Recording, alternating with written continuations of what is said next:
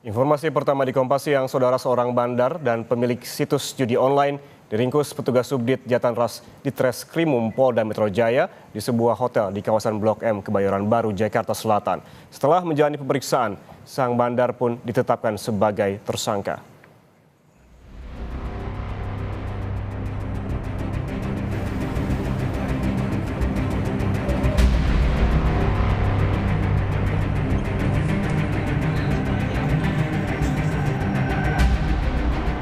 Petugas Subdit Jatanras Direktorat Reserse Kriminal Umum Polda Metro Jaya menggerebek sebuah kamar hotel di kawasan Blok M, Kebayoran Baru, Jakarta Selatan, Jumat dini hari. Di dalam kamar hotel, petugas mendapati seorang pria yang diketahui mengelola ribuan situs judi daring. Tanpa perlawanan, sang bandar berinisial HE langsung ditangkap dan dibawa ke Polda Metro Jaya. Setelah menjalani pemeriksaan, HE yang memiliki situs judi daring kemudian ditetapkan sebagai tersangka. Selain mengelola ribuan situs judi daring, tersangka juga berperan sebagai penghubung antara bandar judi dengan pegawai Komdigi berinisial MN. Selain menangkap HE, penyidik juga menangkap 2 orang rekan HE yang memiliki peran yang sama. Total pelaku judi online yang sudah ditangkap adalah 22 orang.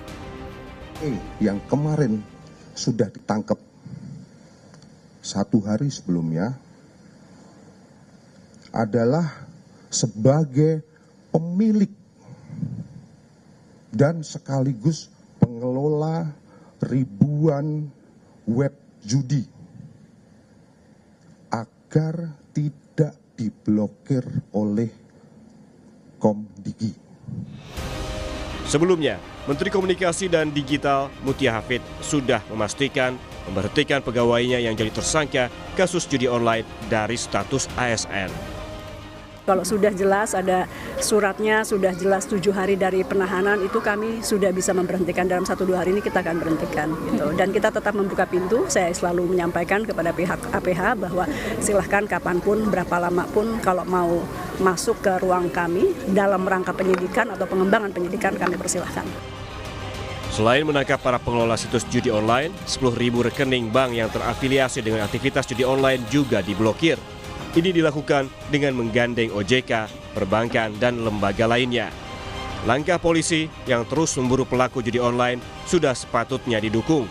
Upaya ini sebagai bukti bahwa penanganan kasus judi online bukan hanya menyasar kalangan bawah, namun juga membereskan dari akarnya, yakni para bandar, pelaku kelas kakap, hingga pegawai kementerian yang melindungi praktik ilegal ini. Tim Liputan, Kompas TV.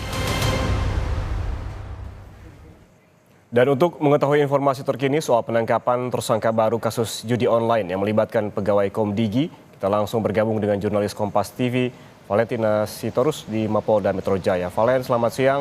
Dari pemeriksaan polisi, apa saja peran ketiga tersangka yang baru ditangkap? Ya, selamat siang Yan Rahman. Jadi ketiga tersangka yang memang kemarin baru saja dirilis bahwa dirinya sudah ditangkap, ini ada 3 orang dari 6 orang yang sebelumnya juga dilakukan pengembangan. Nah, 3 orang ini adalah mereka yang berinisial B, BK, dan juga HF, di mana mereka ini diketahui memiliki peran sebagai pemilik dan pengelola ribuan website atau situs judi online yang agar tidak terkena blokir dari Kementerian Komunikasi dan juga Digital. Berarti bisa dikatakan bahwa mereka ini juga termasuk salah 3-nya adalah bandar judi online sekaligus agen yang menawarkan kepada bandar lain agar mau mengamankan situsnya dengan membayar ke pegawai Komdigi. Nah, mereka ini disinyalir mendapatkan 2 juta rupiah setiap berhasil mengajak situs lainnya.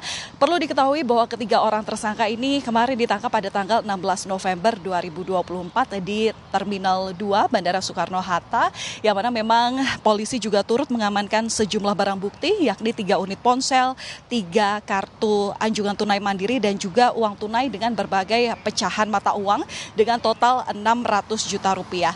Sedikitnya hingga saat ini polisi sudah menangkap 22 orang tersangka yang terdiri dari 12 orang merupakan sipil dan 10 orang lainnya ini merupakan pegawai Komdigi.